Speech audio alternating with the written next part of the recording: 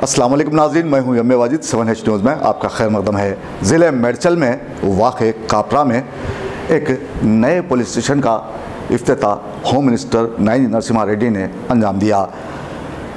ये नए police stations क्यों कायम किए जा रहे हैं, ये जानने के लिए देखिए हमारे नुमाइंदे रहीम खादरी की ये रिपोर्ट। रियासत तेलंगाना में नए अजला की तश्कील के बाद जदीद तरीन पुलिस स्टेशंस का क़याम अमल में लाया जा रहा है और क़यास किया जाने लगा है कि आने वाले दिनों में छोटे अजला तेज़ी से तरक्की करेंगे और जराइम की रोकथाम को यकीनी बनाने के लिए नई तामीरशुदा इमारतों में पुलिस स्टेशंस का क़याम अमल में लाया जा रहा है।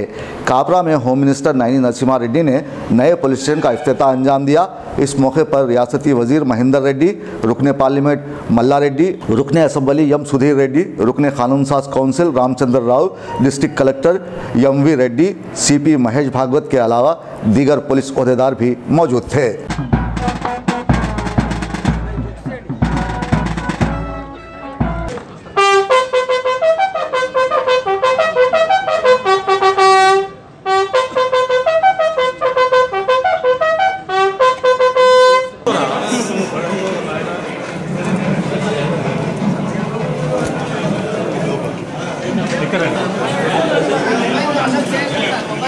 7H न्यूज़, आपकी आवाज़।